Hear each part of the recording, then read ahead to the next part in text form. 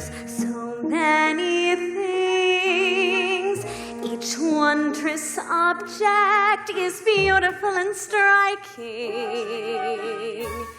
And I see nothing that isn't to my liking. Here in Eden, there's plums and peaches, and pears and grapes, so ripe and juicy and utterly inviting. I find the apples especially exciting here in Eden. How'd I come? Where am I from? What's my ultimate aim? I don't know, even so I'm glad I came. It's all so perfect and so ideal. I love this garden and everything that's in it. And something tells me to treasure every minute here in Eden. As for me, I can see I was meant to rejoice in this round, vibrant sound of my own voice. It's all so lovely, I may just weep. I love this garden and everything that's in it. And something tells me to treasure every minute. Blossom and bud, mountain and mud, I know I'll be happy, perfectly happy here in Eden. Sunday, June 9th. She keeps filling up the hut with rubbish, like flowers and plants. And not only is it overcrowded, it's loaded with ants. Not only is she intrusive, a nuisance, and yet she's an interesting creature. This eve, she's developing a strange new habit which doesn't make sense. She's forever reaching out to touch me, which makes me feel tense. She is definitely too eccentric, a numbskull, and yet she's an interesting creature. This eve, colors drive her absolutely crazy. The gold of the sun, the purple on the hill, crimson-colored clouds in the sky. When I say this is sentimental hogwash, foolishness, she simply sighs. When I'd rather be at home and resting, then she comes around and invariably starts describing some wonder she's found. She invariably gets my back up, yet invariably I perceive she's an interesting creature. This Once I saw her standing on a hilltop, her head tilted back, the sunlight on her face, gazing at the flight of a bird. And suddenly I saw that she was beautiful, beautiful. Yes, that's the word. There are animals around this garden more soothing than she, but there's nothing in the whole of Eden more pleasant to see. If she'd only learn to keep her mouth shut 1 minute at a time, why, I believe I could possibly enjoy just watching this invariably interesting creature called he.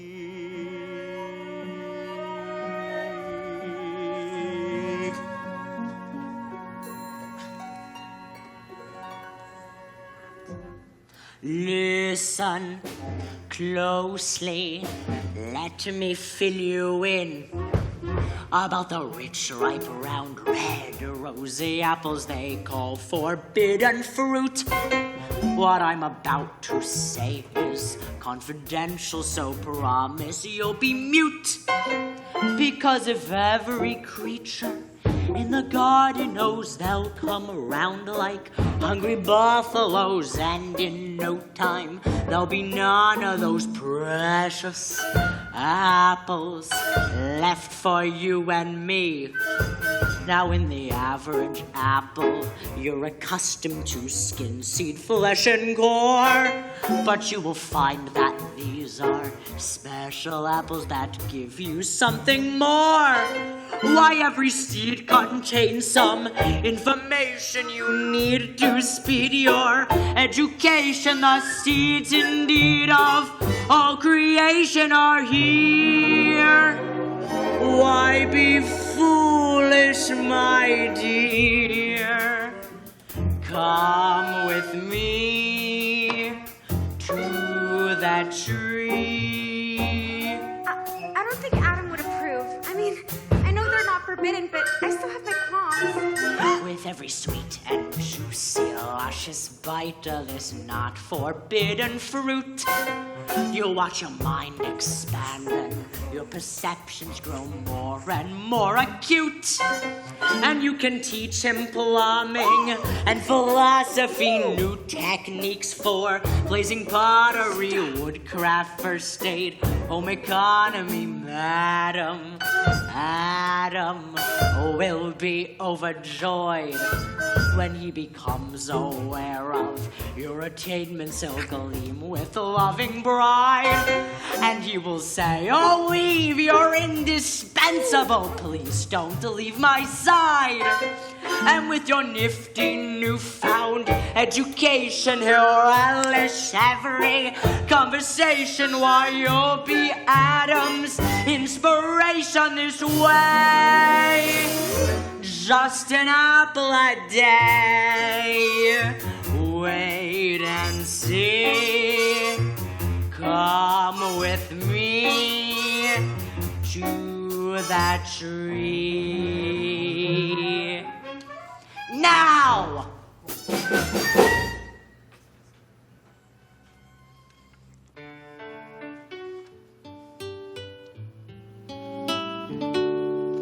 I'll tell you a truth that's hard to swallow. I'll tell you a truth.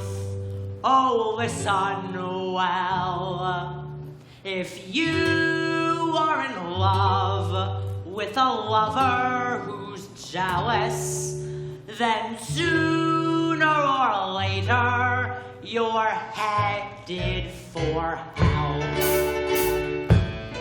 So say goodbye and don't you wait, because tomorrow may be too late. Yes, listen well to what I say. Tell jealous lovers to go away.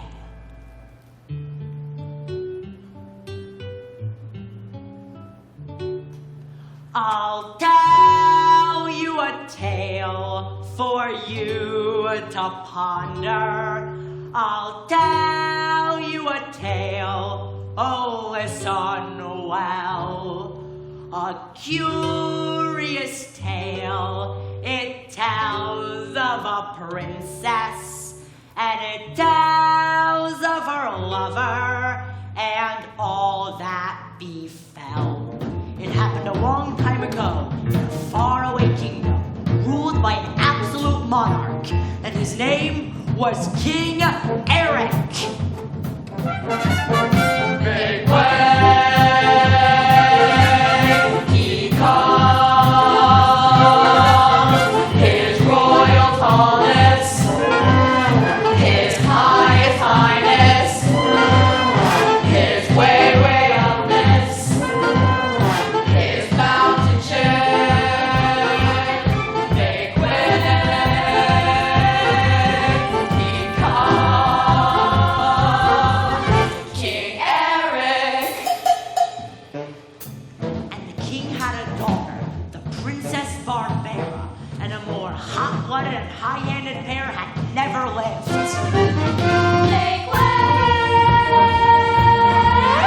she comes, her regal proudness, her flashing highness, her self-indulgence, her goddess. Make way, she comes, Princess Barbara.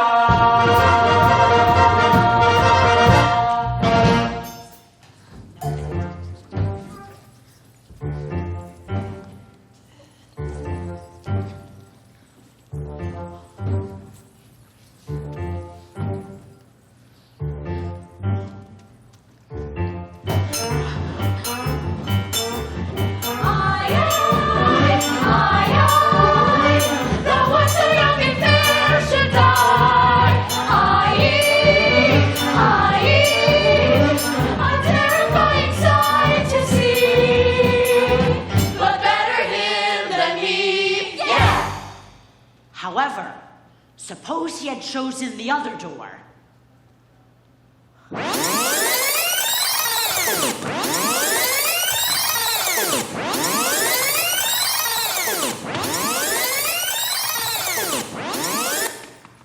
Why then, a beautiful lady would come out and he would marry her on the spot, whether he wanted to or not.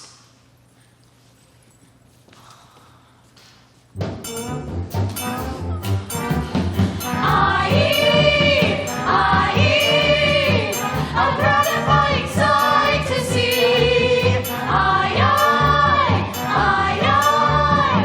A wedding always makes me cry, but better he than I. Yeah. Barbara. Sanjor. Barbara. Someone's coming. 3 killed and 17 wounded, but we slashed them to ribbons, your proudness. Oh, and the next day. And they deserved every slash. Tell me more, Captain, more. Do you love me?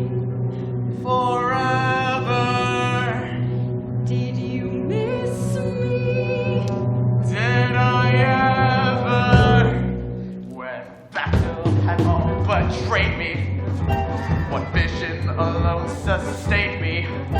The thought of you and our forbidden love. Whenever my dates were harried, and father would say, get married, I thought of you and our forbidden love. So kiss me, come kiss me, for who knows when we may kiss like this. Someone's coming. That day we killed all of their camels, 2 of their corporals, and I suffered a small wound to my head, your proudness. Don't bore me with your injuries, Captain. Describe the slaughter. Details. I relish details. Barbara, this is torture. I know. Oh, let's just run away. Where? I have this cousin who served with Julius Caesar, and He told me about a place called Call. What? Call. They tell me it's divided in 3 parts. We'll pick the part that's closest to our hearts. In Call, we live so simply. No more feathers and fuss. Just the children and us. In Gaul, we'd have a garden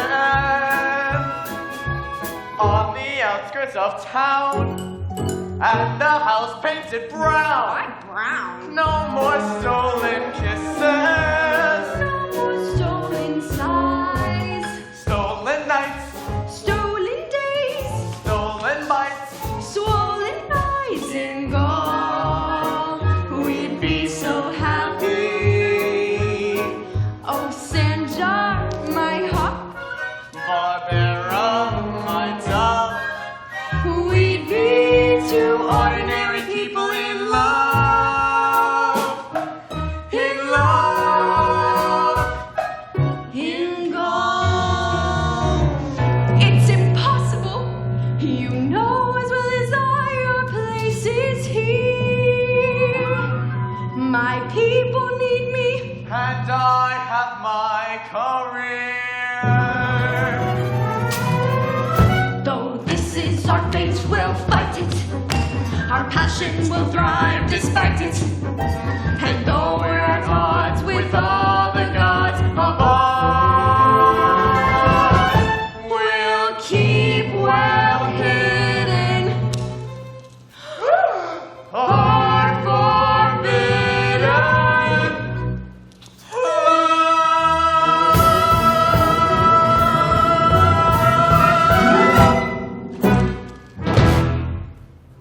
Chimneys are cozy, chimneys are warm. I think of chimneys as ports in a storm.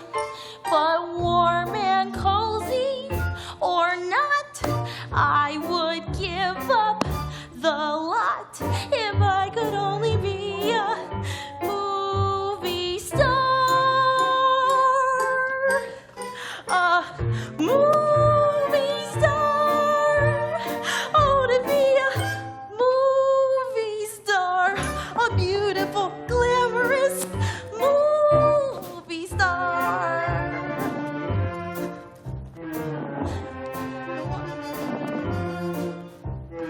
No one imagines I harbor this hope.